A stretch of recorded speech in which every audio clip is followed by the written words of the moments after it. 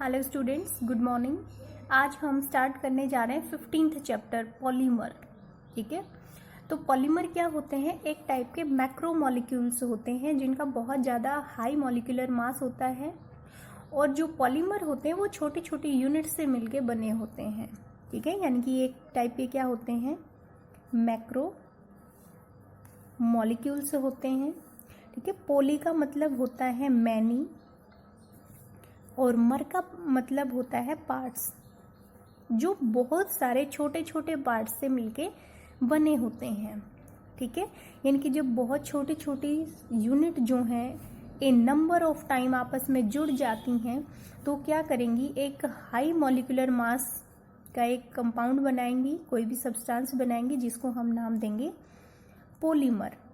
ठीक है, और जो ये छोटी छोटी स्मॉल यूनिट हैं इनको हम नाम देते हैं मोनोमर। मोनोमर।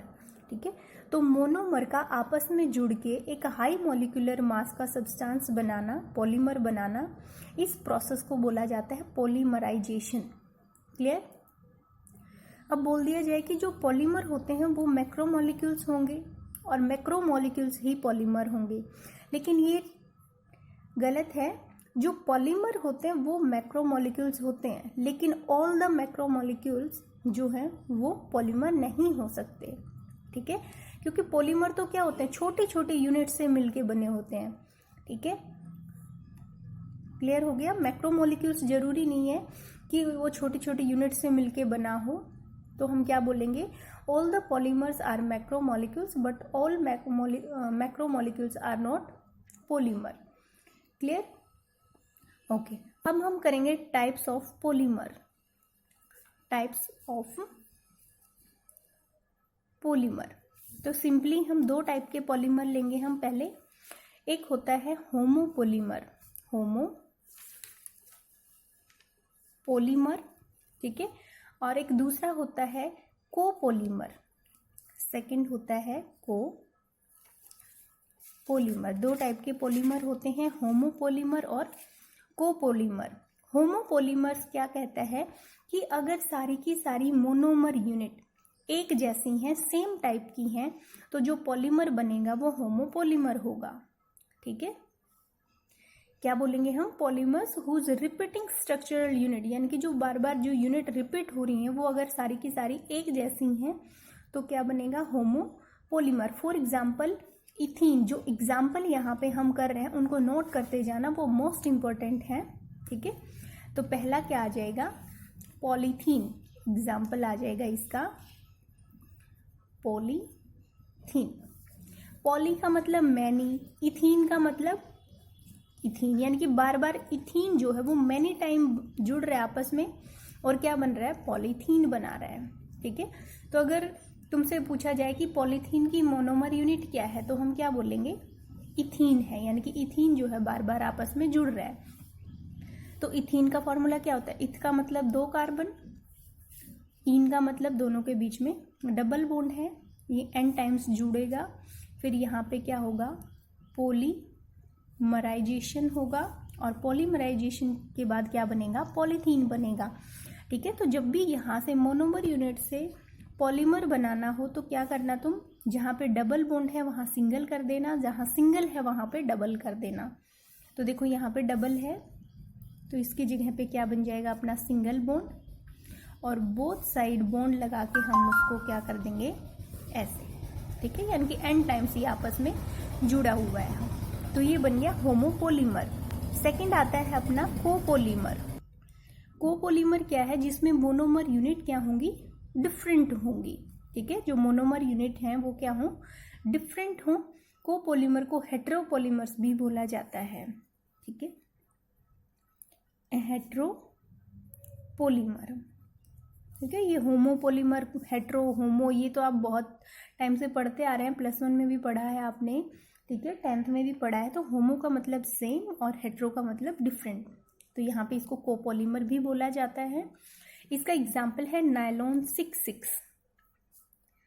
नायलॉन, मैं फिर से कह रही हूँ कि जो एग्जाम्पल हैं उसको साथ साथ नोट करते जाना। यहाँ से अगर क्वेश्चन आता है 99% एग्जाम्पल्स पूछे जाते हैं। ठीक है, कि जो भी जैसे कि पॉलीथीन की मोनोमर यूनिट क्या है, नायलॉन 6 की मोनोमर यूनिट क्या है। तो ये एग्जाम्पल पे ज़्यादा फोकस करना आप। तो नायलॉन 6 की जो मोनोमर यूनिट है, देखो को या फिर हेट्रो यानी कि डिफरेंट अलग अलग होंगी। तो इसकी जो मोनोमर यूनिट होती हैं वो दो होंगी, एक हेक्सामिथाइल डायमीन और दूसरी एडिपिक एसिड। पहला हमने मोनोमर क्या लिखा, हेक्सामिथाइल डायमीन। देखो हेक्सा का मतलब 6, हेक्सामिथाइल ये कितने हैं, 6 हैं। फिर डाई अमीन यानी कि दोनों तरफ इसके क्या है, अमीन, NH2। Hexa 6, methyl CH2 group हो गया। डाई का मतलब 2, अमीन NH2 ग्रुप, ठीक है। दूसरा है टेट्रामिथाइल डाइओइक एसिड, टेट्रामिथाइल डाइओइक एसिड, और इसी को हम एडिपिक एसिड भी बोलते हैं, ठीक है। तो टेट्रामिथाइल CH2 का 4 और दोनों तरफ ओइक एसिड COOH, क्लियर। तो ये दोनों हेक्सामिथाइल डायमीन और एडिपिक एसिड क्या होगी, इसकी मोनोमर यूनिट होगी, ठीक है। अब दोनों जुड़ के क्या करेंगे, पॉलीमर बनाएंगे, यानी कि यहाँ पे हम लिखेंगे पॉलीमराइजेशन। तो जैसे ही पॉलीमराइजेशन होता है यहाँ से वाटर मॉलिक्यूल्स बाहर निकलते हैं, यहाँ का OH निकलेगा बाहर, यहाँ से एक H। ऐसे ही इधर अगर कोई भी यूनिट और जुड़ी हुई है तो यहाँ से OH जाएगा, इधर से H जाएगा, क्या बना ये HN, ये वाला H, ये N, फिर CH2 का 6, फिर यहाँ पे क्या बचा NH, क्योंकि एक H तो, और यहाँ से OH, H2 तो बाहर निकल गया। यहाँ क्या बचा OC, CH2 का 4, ये, और बोथ साइड हम ऐसे करके क्या करते हैं, यहाँ पे N लगा देते हैं। तो ये बन गया नायलॉन 6। क्लियर हो गया। ये टाइप्स ऑफ पॉलीमर हम कर रहे हैं। एक टाइप होगी होमोपॉलीमर और कोपॉलीमर। ये था on the basis of types of monomer unit, कि मोनोमर यूनिट हम कैसी ले रहे हैं उसके बेसिस पे। Clear, okay. अब नेक्स्ट हम करने जा रहे हैं इसमें, ये तो था types of polymer on the basis of types of monomer unit, यानी कि मोनोमर यूनिट कैसे हैं उसके बेसिस पे। सेकेंड टाइप हम यहाँ पे करने वाले हैं classification based on the source of availability, ठीक है। यानी कि यहाँ पे जो पॉलीमर है वो हमें कहाँ से फाइंड आउट होते हैं उसके बेसिस पे पॉलीमर 3 टाइप के होते हैं। पहला आ जाएगा नेचुरल पॉलीमर, ठीक है। सेकंड आ जाएगा इसमें सिंथेटिक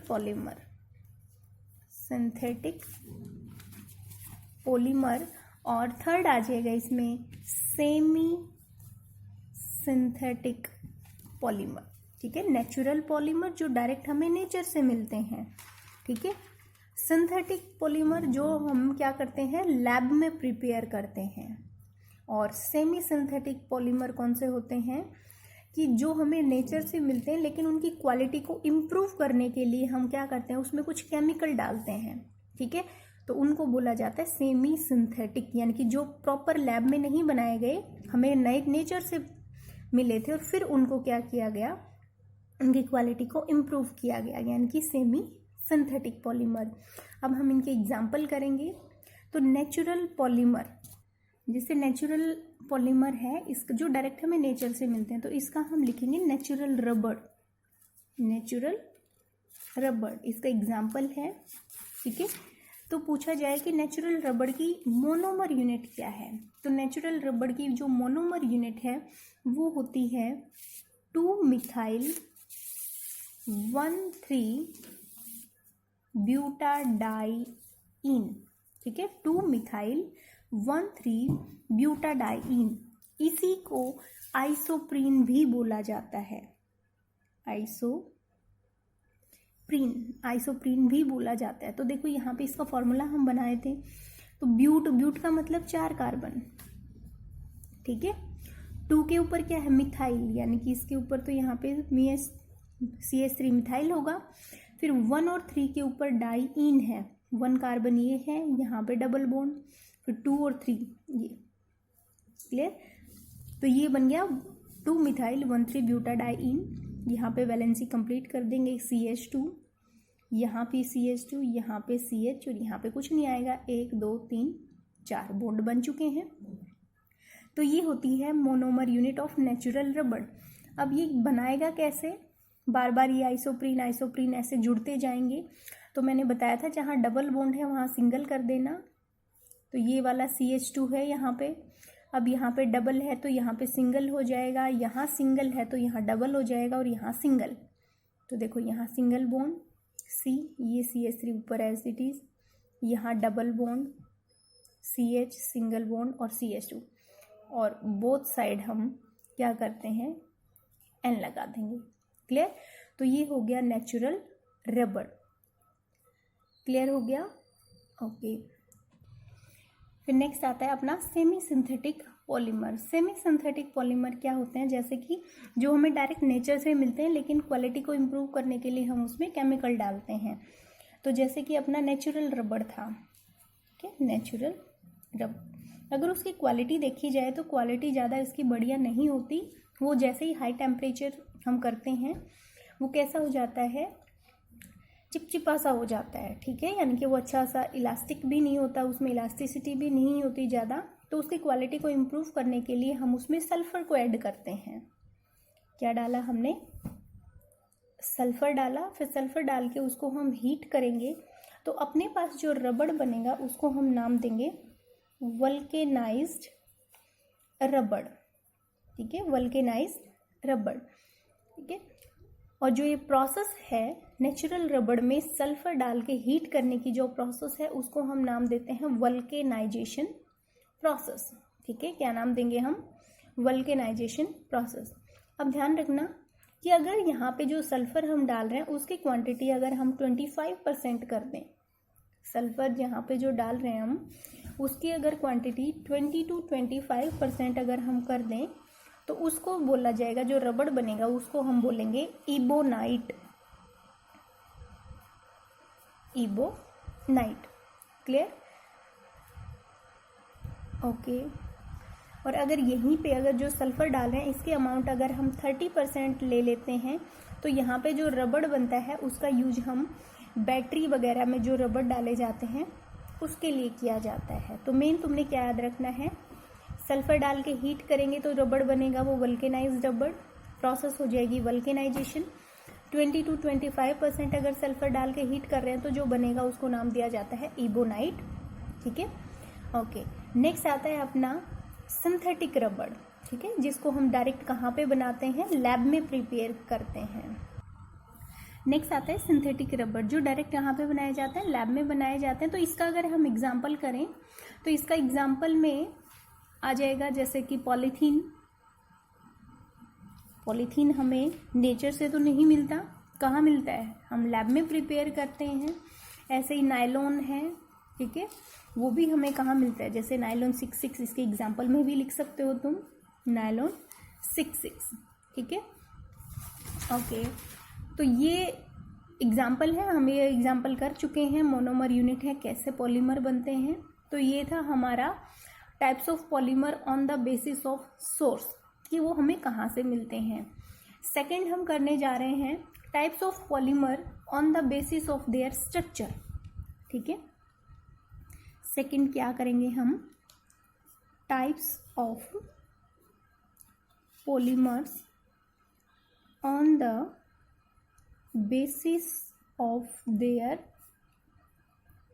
स्ट्रक्चर, ठीक है। उनके स्ट्रक्चर के बेसिस पे जो पॉलीमर हैं वो मेनली 3 टाइप के होते हैं। पहला आ जाएगा लीनियर पॉलीमर, ठीक है, लीनियर पॉलीमर। सेकंड आ जाएगा इसमें branched chain polymer, branched chain polymer, और थर्ड हम करेंगे cross linked polymer, cross linked polymer, या फिर इसी को 3 डायमेंशनल पॉलीमर भी बोला जाता है, और इसी का भी एक और भी नाम है नेटवर्क पॉलीमर। ठीक है, तो on the basis of structure जो पॉलीमर होते हैं वो 3 टाइप के होंगे, linear polymer, branch chain polymer, और क्रॉस लिंक पॉलीमर, या फिर 3 डायमेंशनल पॉलीमर, या फिर नेटवर्क पॉलीमर। तो पहला हम करेंगे लीनियर पॉलीमर। लीनियर पॉलीमर में क्या होता है कि अगर मोनोमर यूनिट एक सिंगल लाइन में, यानी कि या तो हॉरिजेंटली या फिर वर्टिकली ऐसे अगर वो जुड़ रही हैं आपस में और जुड़ के पॉलीमर बना रही हैं, तो उसको हम क्या नाम देंगे, लीनियर पॉलीमर। ठीक है, क्लियर हुआ कि इसमें लीनियर पॉलीमर में क्या होता है कि जो मोनोमर यूनिट है वो एक आपस में जुड़ती जाती हैं to form a long straight chain. ठीक है, स्ट्रेट चेन बनाती हैं। तो इसका एग्जाम्पल हम करेंगे जैसे कि पीवीसी। ठीक है, एग्जाम्पल में हम लिखेंगे PVC, polyvinyl chloride. Polyvinyl chloride. ठीक है, विनाइल क्लोराइड क्या होता है, अगर डबल बॉन्ड के नेक जो कार्बन है उसके ऊपर अगर डायरेक्ट कोई भी हेलोजन जुड़ा होता है तो उसको हम विनाइल हैलाइड बोलते हैं। तो ये क्या बन गया, विनाइल क्लोराइड। ये एन टाइम्स आपस में जुड़ेगा, पॉलीमराइजेशन होगा, तो जहाँ पे डबल बॉन्ड है वहाँ सिंगल कर देना, तो ये क्या बन जाएगा यहाँ पे अपना पीवीसी, पॉलीविनाइल क्लोराइड, यानी कि एक लंबी चेन ऐसे बनती जाएगी, तो वो हो जाएगा पॉलीविनाइल क्लोराइड, यानी कि अपना लीनियर पॉलीमर। ठीक है, तो जो लीनियर पॉलीमर होते हैं उनका high melting and boiling point होता है, हाई डेंसिटी होती है। ठीक है, इनकी टेंसाइल स्ट्रेंथ, अगर हम इनको खींचें तो ये टूटते नहीं हैं जल्दी से, हाई टेंसाइल स्ट्रेंथ होती है इनकी। फिर सेकंड आता है अपना ब्रांच चेन पॉलीमर। सेकंड क्या है, ब्रांच चेन पॉलीमर। तो इसमें हम क्या लिखेंगे कि जो मोनोमर यूनिट है वो एक सिंगल चेन में जुड़ने के साथ साथ क्या करती हैं, ब्रांचेज में भी जुड़ती हैं। ठीक है ना, तो यहाँ पे हम क्या लिखेंगे कि जो मोनोमर यूनिट है not only combine to produce a linear chain, ठीक है, बल्कि क्या करती हैं, also form branches, different different size की क्या करती हैं, ब्रांचेज भी बनाती हैं। ओके, इसका एग्जाम्पल हम लिखेंगे, एग्जाम्पल में आएगा लो डेंसिटी पॉलीथीन। ठीक है, इसके एग्जाम्पल में हम हाई डेंसिटी पॉलीथीन भी लिख सकते हैं, हाई डेंसिटी पॉलीथीन। ठीक है, सेम रहना तो वही है, CH2 double bond CH2 ethene है, आपस में जुड़ेगा, क्या बनाएगा, लो डेंसिटी पॉलीथीन। यहाँ पे सिंगल बॉन्ड हो जाएगा, बोथ साइड हम ऐसे करके क्या लगा देते हैं, यहाँ पे N लगा देते हैं। हाई डेंसिटी पॉलीथीन में भी ऐसे ही होता है। ठीक है, हाई डेंसिटी पॉलीथीन में भी हम क्या करेंगे, CH2 डबल बॉन्ड CH2 ऐसे ही। लेकिन फ़र्क क्या है, यहाँ पे जो हम कैटलिस्ट टेम्परेचर प्रेशर की जो कंडीशन हम चेंज करते हैं उनका फ़र्क पड़ता है कि एक किसी भी टेम्परेचर पे तो वो लो डेंसिटी पॉलीथीन बना देता है और किसी एक टेम्परेचर पे वो हाई डेंसिटी पॉलीथीन बना देता है। अब जैसे कि हम यहाँ पे लो डेंसिटी पॉलीथीन की बात करें तो यहाँ पे जो हम टेम्परेचर लेते हैं वो 350 से लेके 570 केल्विन तक का लेते हैं। यहाँ पे जो प्रेशर होगा वो बहुत ज़्यादा हम लेते हैं, 1000 to 2000 एटमॉस्फेरिक प्रेशर लिया जाता है यहाँ पे।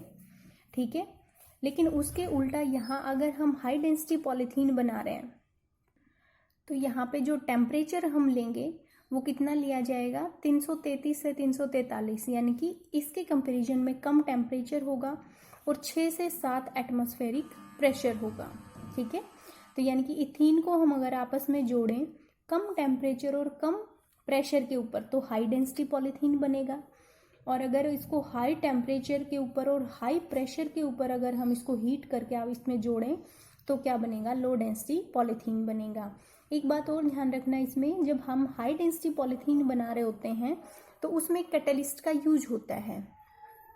ठीक है। और वो कैटलिस्ट होता है CH3CH2, इसका होल थ्राइस, यहाँ पे एल्यूमिनियम प्लस में टिटेनियम टेट्राक्लोराइड, टिटेनियम टेट्राक्लोराइड, इसको बोला जाता है जिगलर नाटा कैटलिस्ट। क्या नाम दिया जाता है इसमें? जिगलर नाटा कैटलिस्ट, जिगलर नाटा कैटलिस्ट। डायरेक्ट 1 नंबर में इसका एक फॉर्मूला भी पूछ लिया जाता है कि जिगलर नाटा कैटलिस्ट का क्या होता है, तो क्या हो जाएगा? ट्राई इथाइल एल्यूमिनियम प्लस में टिटेनियम टेट्राक्लोराइड, ठीक है। ट्राई इथाइल एल्यूमिनियम प्लस में टिटेनियम टेट्राक्लोराइड, इसी को जिगलर नाटा कैटलिस्ट भी बोलते हैं।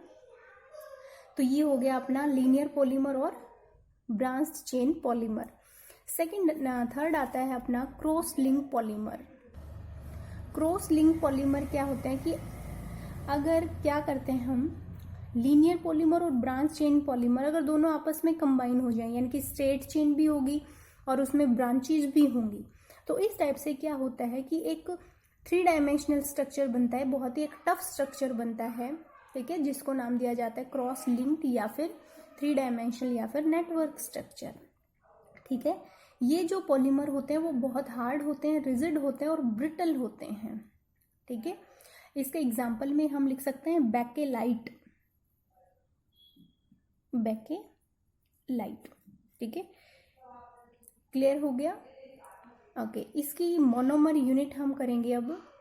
हाँ, तो जो बेकेलाइट होता है उसको फिनोल फॉर्मल्डिहाइड भी बोला जाता है, ठीक है। फिनोल फॉर्मल्डिहाइड भी उसको बोला जाता है, ठीक है। तो इसकी जो मोनोमर यूनिट होती है, एक तो फिनोल होगा, दूसरा फॉर्मल्डिहाइड। फॉर्मल्डिहाइड हम किसको बोलते हैं? मिथेनल को बोला जाता है, मिथेनल। तो देखो फिनोल लिया हमने, यहाँ पे फिनोल ऐसे ही लेते हैं, बेंजीन, बेंजीन के ऊपर OH, ये फिनोल हो गया, प्लस में मिथेनल। मिथेनल क्या होता है? मिथ का मतलब एक कार्बन, ठीक है, और अल लग गया, इसका मतलब एल्डिहाइड ग्रुप है, तो HCHO, तो HCHO ऐसे भी लिख सकते हैं हम, ये हो गया मिथेनल। तो फिनोल और मिथेनल ये आपस में जुड़ के क्या बनाते हैं? अभी बेकेलाइट नहीं बनेगा, पहले 2 कंपाउंड बनेंगे, ठीक है। यहाँ पे OH है, तो देखो एक बार तो CH2O, और यहाँ पे हमें पता है बेंजीन में हर जगह पे हाइड्रोजन होता है, तो CH2OH, CH2OH एक बार यहाँ पे लग जाएगा ऑर्थो पोजीशन पे, और एक बार CH2OH पैरा पोजीशन पे लग जाएगा। क्लियर? ओके। अब क्या होता है कि जो ऑर्थो पोजीशन वाला जो प्रोडक्ट है वो आपस में बार बार जुड़ेगा, ठीक है। ऑर्थो पोजीशन वाला जो प्रोडक्ट है CH2OH, अगर इसको हम n टाइम्स आपस में जोड़ देंगे, ठीक है, इसका पॉलीमराइजेशन कराएंगे, तो कुछ इस टाइप से अपना कंपाउंड बनेगा। जैसे कि मान लिया एक हमने यहाँ पे जोड़ा, तो यहाँ से H और यहाँ से ये वाटर बाहर निकल जाएगा, यहाँ पे क्या बचेगा? CH2, ये अपना OH, और इस टाइप से यहाँ पे एक N टाइप से कंपाउंड बन जाएगा। इसको हम नाम देते हैं नेवोलेक, नेवोलेक। तो बेकेलाइट तो अपना अभी भी नहीं बना है, अभी अपना सिर्फ क्या बना है? नेवोलेक बना है। अब इसने क्या बोला है कि नेवोलेक को अगर हम फर्दर हीट कर दें फॉर्मल्डिहाइड के साथ, ठीक है, फॉर्मल्डिहाइड के साथ, नेवोलेक और फॉर्मल्डिहाइड को अगर हम फर्दर हीट कर दें और पॉलीमराइजेशन करें, तो अपने पास बेकेलाइट आएगा। सिंपल सा है। बेकेलाइट को ड्रॉ करने के लिए पहले आप क्या करेंगे? 4 ऐसे फिनोल बना लेना, ठीक है। यहाँ पे ये फिनोल बन गया। अब हर जगह इसको हम क्या कर देंगे? CH2 ग्रुप से जोड़ देंगे। यहाँ CH2 ग्रुप से जोड़ा, इधर इसको CH2 ग्रुप से जोड़ा, ऐसे यहाँ पे CH2 और यहाँ से CH2, और बोथ साइड आप ऐसे करके यहाँ पे N लगा देंगे, तो ये हो गया बेकेलाइट। ये बहुत ही ज़्यादा टफ होता है, ठीक है। 3 डायमेंशनल स्ट्रक्चर होता है इसका, ब्रिटल होगा। तो ये बन गया अपना लास्ट में जाके बेकेलाइट। कैसे किया हमने, फिनोल और फॉर्मल्डिहाइड लिया पहले, आपस में जोड़ा, 2 टाइप के प्रोडक्ट बने। फिर जो ऑर्थो प्रोडक्ट था उसको अगर हम बार बार जोड़ते हैं तो नेबुलेक की फॉर्मेशन होगी। नेबुलेक में फर्दर हम फॉर्मल्डिहाइड डाल के हीट करेंगे तो अपना क्या बन जाएगा, बेकेलाइट बन जाएगा। आगे और भी टाइप्स आएंगी, वो हम नेक्स्ट वीडियो में करेंगे। इसको अच्छे से करना है आपको।